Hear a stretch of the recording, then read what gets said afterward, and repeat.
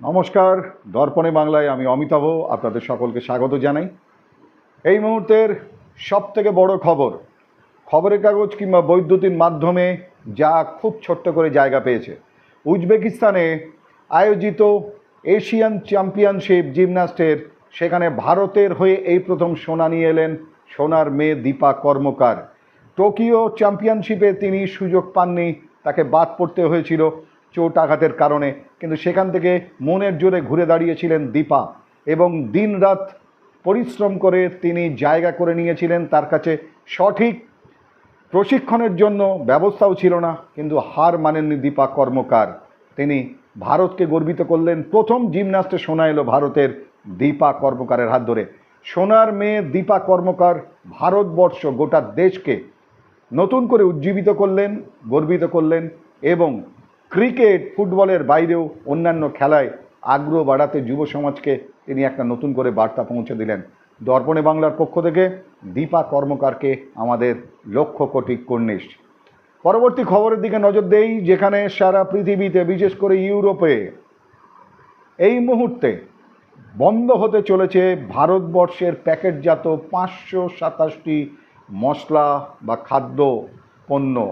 হ্যাঁ, সেগুলোতে নাকি ক্যান্সারের উপাদান আছে। এইভাবে 527টা খাদ্যপণ্য অর্থাৎ প্যাকেটজাত খাদ্যপণ্য ইউরোপ জুড়ে বন্ধ করে দেওয়া হলো। যারা আমরা স্বাস্থ্য সচেতন মানুষ তাদের কাছে অনুরোধ যে বাড়িতে অন্তত মশলা যেগুলো টাটকা কিনতে পাওয়া যায় এনে, আধুনিক প্রযুক্তিতে এখন অনেক ব্যবস্থা আছে, সেগুলোকে গুঁড়ো করে নিন। কারণ বাজারের এই সমস্ত প্যাকেটজাত মশলা সেখানে কি মেশানো হচ্ছে, সেটা কতটা খাঁটি, আপনার পরিবারের জন্য কতটা সুরক্ষিত আপনি জানতে পারছেন না। তাই আপনাদের সজাগ দৃষ্টি থাকুক, সতর্ক করার জন্য দর্পণে বাংলার পক্ষ থেকে, কারণ বিজ্ঞাপনে নয়, আপনাদের এই খবরটা অত্যন্ত জরুরি যে ইউরোপের 527টা খাদ্যপণ্য প্যাকেটজাত মশলা থেকে শুরু করে খাদ্যপণ্য ভারতীয় তা ইতিমধ্যে বন্ধ করে দেওয়া হলো। সেই সঙ্গে সঙ্গে আবহাওয়ার খবর আপনাদের সকলের জন্য সুখবর, কারণ আজ 30, 31 এবং 1 জুন বৃষ্টি এবং বজ্রবিদ্যুৎ সহ বৃষ্টির সম্ভাবনার কথা জানালো আলিপুর আবহাওয়া দপ্তর। আর সেই সঙ্গে সঙ্গে অন্য আলিপুর অর্থাৎ আমাদের উত্তরবঙ্গে চলছে বৃষ্টি এবং সেই বৃষ্টি চলতে থাকবে। 19শে মে ইতিমধ্যে আন্দামানে প্রবেশ করে গিয়েছে বর্ষা এবং আগামী 3 দিনের মধ্যে উত্তরবঙ্গে মৌসুমি বায়ু প্রবেশ করবে। আর তার 2-1 দিনের মধ্যেই আমাদের দক্ষিণবঙ্গে বর্ষা। এবার মোটামুটি 10 তারিখের আগেই জুন মাসের হয়তো দক্ষিণবঙ্গে বর্ষা প্রবেশ করে যাবে। এটা সুখবর, কারণ গরমের হাত থেকে বাঁচতে বৃষ্টির দিকে তাকিয়ে আছেন সবাই। আর তার জন্য আলিপুর আবহাওয়া দপ্তর শোনালো খুশির খবর। সেই সঙ্গে সঙ্গে আরও একটা ব্রেকিং নিউজ, যে মুহূর্তে ভোটের দামামা একেবারে চরমতম অবস্থায়, 7ম দফার 9টি কেন্দ্রের বাংলার লোকসভার নির্বাচন এবং সেই ফাঁকে জানিয়ে রাখি রেজাল্ট আউট, ফলাফল বেরোবে জুন মাসের 4 তারিখে। কিন্তু 5ই জুন ইডির নোটিশ তলব খাদ্য বন্টন দুর্নীতির জন্য বাংলার প্রখ্যাত এবং আপনাদের জনপ্রিয় অভিনেত্রী ঋতুপর্ণা সেনগুপ্তকে 5ই জুন খাদ্য বন্টনের ক্ষেত্রে যে দুর্নীতি, তার জন্য ইডির নোটিশ পাঠালো ঋতুপর্ণা সেনগুপ্তকে। তাকে উপস্থিত থাকতে হবে 5ই জুন সিজিও কমপ্লেক্স সল্ট লেকে। সেখানে যে তথ্য, সেই তথ্য যাচাইয়ের জন্য তাকে থাকতে সিজিও কমপ্লেক্সে ইডির পক্ষ থেকে জানানো হয়েছে। যাই হোক, এই মুহূর্তে কলকাতার বুকে যারা রয়েছি বা আমরা যারা বর্ষা আসলেই নানান স্থানে বেড়াতে যাওয়ার জন্য অত্যন্ত ব্যাকুল হয়ে পড়ি, বাঙালি পায়ের তলায় সর্ষে দিয়ে এখানে ওখানে দৌড়ে বেড়ায়, তাদের জন্য একটা সাবধান মানি যে একটি জায়গাতে ইতিমধ্যে ভাইরাল হয়েছে মাটন বিরিয়ানির জায়গায় সেই মাংসে মেশানো হচ্ছিল কুকুরের মাংস। একেবারে বামাল সমেত গ্রেপ্তার। অর্থাৎ সেই মাটন বিরিয়ানির রেস্টুরেন্টের বাইরে গাড়িতে পাওয়া গেল বস্তাবন্দি কুকুরের জীবন্ত সব কুকুরদের বস্তার মধ্যে রেখে দেওয়ার গাড়ির মধ্যে সেই অবস্থায়, এবং যা যথেষ্ট উদ্বেগ এবং ভাইরাল হয়েছে আপনারা জানেন। তাই মাটন বিরিয়ানি হোক বা যে কোনো খাবার বাইরে খেতে হলে অন্তত একবার ভালো করে সতর্ক হবেন, দেখে নেবেন।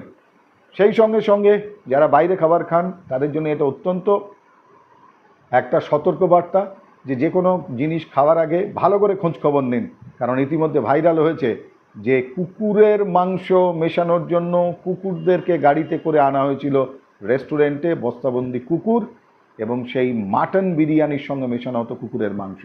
সাবধান হওয়ার জন্য সবাইকে অনুরোধ করব। আর সেই সঙ্গে সঙ্গে কলকাতা জুড়ে আজ শেষ দিনের প্রচার, যেখানে 12 কিলোমিটার মাননীয় মুখ্যমন্ত্রী মমতা বন্দ্যোপাধ্যায় পায়ে হাঁটলেন।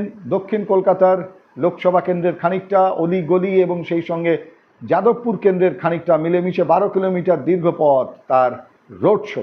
অন্যদিকে বিরোধী দলনেতা কিংবা বিজেপির নেতা শুভেন্দু অধিকারী তিনি সল্ট লেকে তিনিও রোড শো করলেন। একেবারে নতুন করে উত্তেজনার শেষ মুহূর্তটুকু প্রচারের আলো থেকে সরতে চাননি কেউ। সিপিএম, কংগ্রেস, বিজেপি কিংবা তৃণমূল কংগ্রেস। আগামী 9টা লোকসভা কেন্দ্রে 1 জুন ভোট, এবং তার মধ্যে রয়েছে কলকাতা, উত্তর, দক্ষিণ, যাদবপুর, বসিরহাট, বারাসাত, দমদম, মথুরাপুর, জয়নগর এবং ডায়মন্ড হারবার। হেভিওয়েট লোকসভা কেন্দ্র তার মধ্যে রয়েছে বেশ কয়েকটি, এবং সেখানে নজর সকলের কি হয় তার ফলাফল। এই মুহূর্তে বেশ কিছু জায়গাতে নানান ধরনের আবহাওয়ার মতো পরিবর্তন চলছে সমীক্ষার ফলাফলের। কখনো কেউ এগিয়ে থাকছেন, আবার একটু পরেই তিনি পিছিয়ে। আসলে আসল খবর তো তৈরি হবে 4 জুন, ভোটের ফলাফল যখন সবাই জানতে পারবে। কিন্তু তার আগে একটা এক্সিট পোল, যেটা আপনাদের সামনে অনেকেই রাখবেন, আমরাও রাখবো দর্পণে বাংলার পক্ষ থেকে, কারণ আমরা সোজা কথা সোজাভাবে বলি। তাই মানুষ কি বলতে চাইছেন সেই মানুষের কথার উপর দাঁড়িয়ে আমরা এক্সিট পোল করব 1 জুন থেকে। আর এই মুহূর্তে আপনাদের আরও জানিয়ে রাখি যে শেষ দফা নির্বাচনের যখন টানটান উত্তেজনা, সেই মুহূর্তে ক্যামেরা, মিডিয়ার ক্যামেরা এবং সারা ভারতবর্ষের বৈদ্যুতিন বা প্রিন্ট মিডিয়া, তাদের চোখ কিন্তু এখন কন্যাকুমারিকায়। তার কারণ কন্যাকুমারী বিবেকানন্দ রকে আজকে সন্ধ্যে 6টা থেকে 1 জুন সন্ধ্যে 6টা পর্যন্ত অবস্থান করবেন ধ্যানে ভারতবর্ষের প্রধানমন্ত্রী নরেন্দ্র দামোদর দাস মোদী। 45 ঘন্টা ধ্যান করবেন নরেন্দ্র মোদী, এবং সেখানে রীতিমতো নিরাপত্তা ভয়ঙ্কর ধরনের কড়াকড়ি। সাধারণ মানুষের প্রবেশ অনেক আগেই বন্ধ করা হয়েছে। সি বিচ, ফেরিঘাট, বিবেকানন্দ রক সাধারণ মানুষের জন্য 1 জুন পর্যন্ত সন্ধ্যে 6টা পর্যন্ত মোদিজির ধ্যানের কারণে বন্ধ। এবং সেখানে মিডিয়ার নজর এখন কন্যাকুমারীতে বিবেকানন্দ রকে। সেখানে 45 ঘন্টার সেই যে ধ্যানমগ্ন অবস্থা, সেই ধ্যানের ছবি এবং সেই খবর পরিবেশনের জন্য মিডিয়া একেবারে সেখানে পৌঁছে গিয়েছে। শেষ দফার নির্বাচন যতক্ষণ চলবে তখন সেই নির্বাচনের পাশাপাশি নরেন্দ্র দামোদর দাস মোদী থাকবেন ধ্যানে। 45 ঘন্টার এই ধ্যান নিয়ে বাংলার মুখ্যমন্ত্রী তিনি বলেছেন যে কন্যাকুমারী আরএসএসের দখলে চলে গেছে। কথার উপর কথা, তর্ক বিতর্ক চলছে।